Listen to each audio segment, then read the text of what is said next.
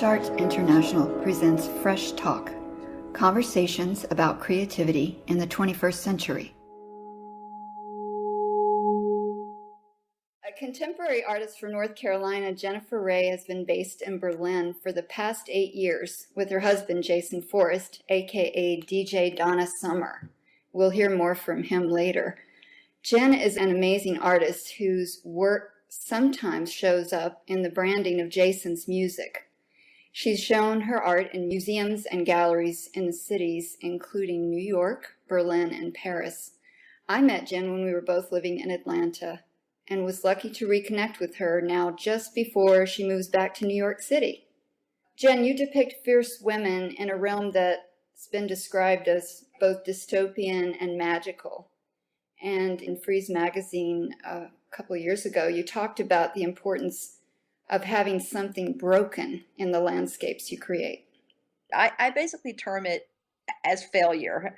Some people read these figures in my work as idealized, and yes, they're very attractive, but I always think about the setting as something that's been built up and is breaking down. And I also consider the figures as people that make mistakes. And I represent that symbolically by having things crumbling, things spilling over, people stepping on glass or breaking into things, knocking things down. Because to me, I'm not interested in perfection at all. And I think that my figures, I consider them rebellious figures. And when you are a rebel, you break things. And it's not always a very attractive outcome. So to me, that's very important. It's sort of a bit of an allegory. What artists and art genres are showing up in your work? What has influenced you? It's just countless. When I was a kid, my father was studying art a little bit in university, and we had this book called Art, Music, and Ideas. And so when I was younger, I looked at this big book quite a bit because it was basically an art history book. So, I think I have a foundation of kind of classic art pieces. And then later, after university, they say university here, after college, I think I started to kind of look around me and kind of take on more pop cultural influences. And I was just thinking recently, when I moved to Berlin, I watched the movie The Hunger again. I had seen it before, and I'd watched it, and I thought, okay, well, this is a very good jumping off place because, I love Catherine Deneuve, and she's so fantastically wonderful in that movie, and it focuses on her, and the costuming is absolutely amazing. So for some reason, I feel like that was a little bit of a trigger for my current work.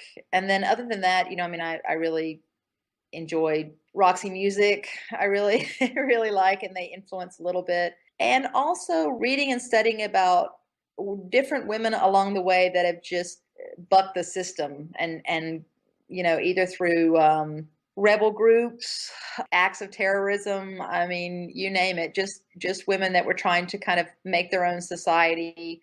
Whether or not that failed or was a triumph, either way, I'm interested in that concept.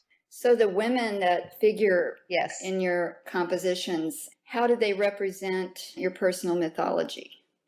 Well, I have always drawn women, and I've always drawn them in a similar way that I do now. Even I create kind of an alter ego, and I've always done this. I even got in trouble about it when I was a kid. My grandmother asked me, like, what was I doing drawing these women all the time? I think it was really a way to create some sort of heroic environment for myself and to show women as heroes. I think it goes back so far. I don't really know where it comes from. Maybe it begins the way it does for a lot of young women when they draw women in costumes or in certain situations. Maybe it goes back that far. And then when I was in college, I studied all the regular things that everybody does. And actually, my professor was an abstract expressionist, my painting professor. So I did all that. And then after I graduated, after some time went past, I thought, well, let me take the knowledge that I have from school, but, combine it with really my first love. And then since there was really nothing stopping me, I kind of built on on creating this mythology. But I'm always interested in showing women in these powerful situations and yeah, creating my own worlds. I mean, that's a lot of fun. And again, not a world that's perfect, a world that is textured and multi-layered. I'm really, really interested in that. And I think that's the difference. You know, when you reach a certain point, you've gathered enough information to make something that's like that. You know, it's not the simplistic drawing of a pretty lady that you did when you were a kid. You know, it's obviously morphed into something for me that's much deeper. And you said that you were interested in women who misbehave. Yeah, I am, because I think it's a lot more difficult. You know, women misbehave a lot now, but I still think that we have a lot of restraints. And then a lot of times when I'm studying women historically that have kind of gone against the main trends for women, I think, wow, that takes a lot of work to do something that's just different than what everybody else is doing. It's a very kind of heroic act. So your work is research-based. Do you have a particular reference to the series you're working on now? The series I'm working on now touches a little bit on sci-fi. My father was always interested in science fiction. When I was a kid, we had a closet full of books, paperback after paperback, and I've never liked science fiction. I've barely ever read any, but I love the covers. I have to say, I love the covers. And it's really a very cheesy art form. The more I'm repulsed by something, I find myself circling back to it. It's very weird. For instance, my husband loves Roger Dean. He did the album covers for Yes. They're horrible. They're these awful psychedelic nightmares. So I was like, Jason's like, oh my God, Roger Dean. I was like, oh, yeah. He kind of led me back into this kind of sci-fi thing, and then I realized that there was a whole group of women that wrote about, you know, science fiction. Also, I'm really influenced by Angela Carter. She's a British writer, feminist, and she wrote science fiction as well. She also heavily influenced me when I moved here. I read a lot of her work. So what was it about being in Berlin that made things happen differently inside your head? Well, first of all, Berlin is a very crumbling, decayed city with so many layers of history you can't even keep up. I mean, one minute you're thinking about one thing, and then you realize that something has taken the place of it in Berlin, and something entirely different has started over. And I'm really fascinated by that idea, the history of the city, and also the survival of the people here in the city, which kind of maybe triggered something with me. People trying to pull themselves together in a ruined dystopian landscape. I mean, that's Berlin too. And in a way, you know, as soon as Berlin would get itself back together, something else would happen. And so I was interested in this idea. And also, there are not a lot of rules here. I mean, they make rules, but they're pretty loose. There's a lot of freedom here. And also, the city is populated by people that are just trying to, I don't want to say reinvent themselves, but I think exploring things about themselves that only maybe an expat can do. You kind of leave your old self behind, and you can, I don't know, you're free to explore some darker corners of yourself. And I find that very, very freeing. So Berlin definitely has heavily, heavily influenced my work. How has your interest in performance come to play in your exhibitions? I noticed at least one of your projects there opened with a very dramatic performance art event.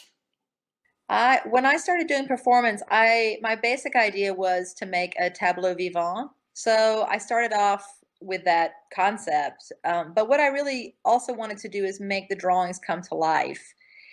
It's about creating in space what's happening in the drawings. Now, I mean, of course, I can only go so far with my budget. I mean, I'd love to have a big movie style budget to truly make a drawing come to life, but I think I do a pretty good job.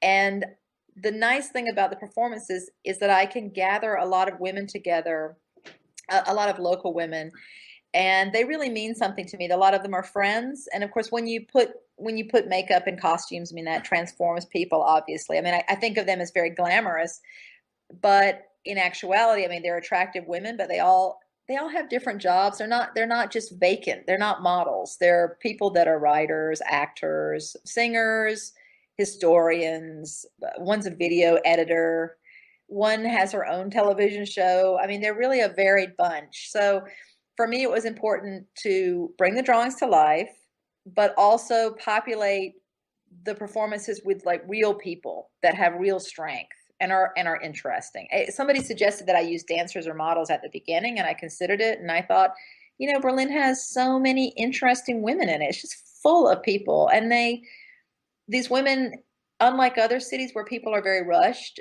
people here always have time to devote a little bit to a project, and that's fantastic. I mean, we really work together as a team. So that's something that also comes into play with the performances. But I also wanted to create a spectacle.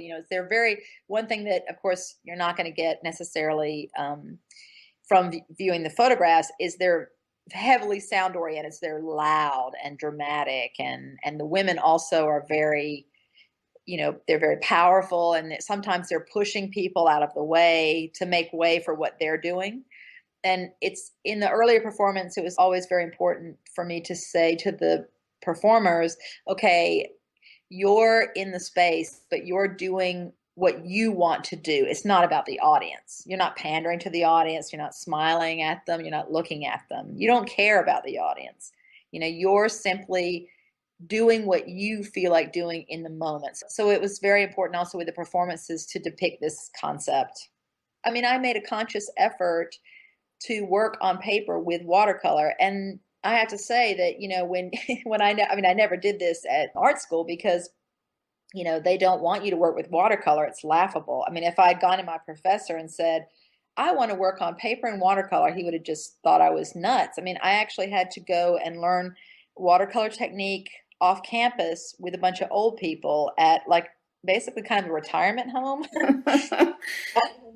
Because nobody wanted to teach that, because you use watercolor as a kid, you just have like a paint box, and then when you're in school they want you to use oils and acrylics, which I did use. I mean, I even won this, I won this contest in acrylics or whatever, but then I really, again, I kind of wanted to get back to working with materials that I really loved, really embraced, and that was paper, and I use these Japanese pens, and then I have, professional watercolors. So that was really important. That's an important component. Tell me what we'll find in your new book. The new book, Ain't We Got Fun, is a chance for me to put out a book that shows the time that I've been in Berlin, and it gives a pretty big overview of the performances and the drawings.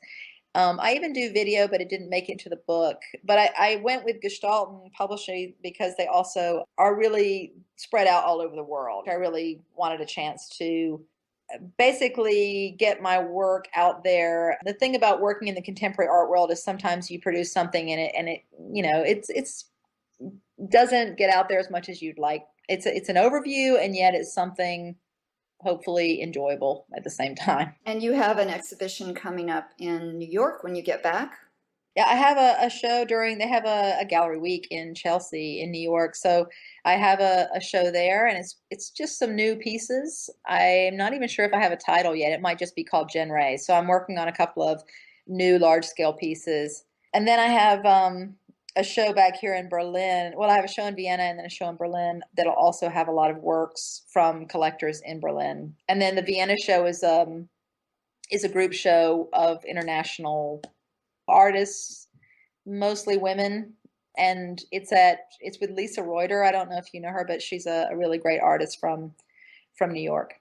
What are your plans for the return? Particularly, what are your goals for when you get back to the States?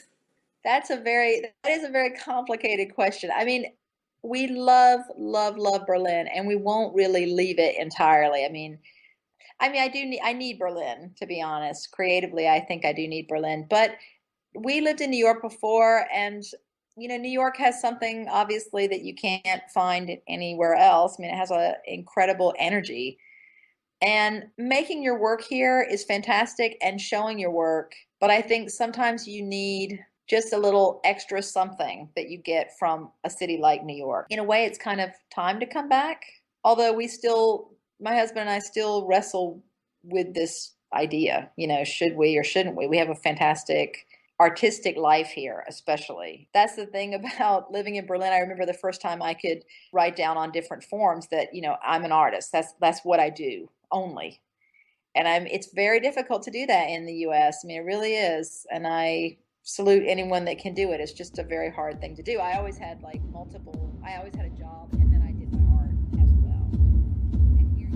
Money grow, money flow, candle burn, watch us earn. Money grow, money flow, flame and shine, what I want is mine. Money grow, money flow, candle burn, watch us earn. Money grow, money flow, flame and shine, what I want is mine. Money grow, money flow, candle burn, watch us earn. Money grow, money flow, flame and shine, what I want is mine.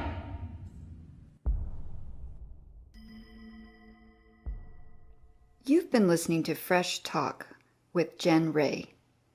Read more about Jen and hear other podcasts in this series on freshartinternational.com.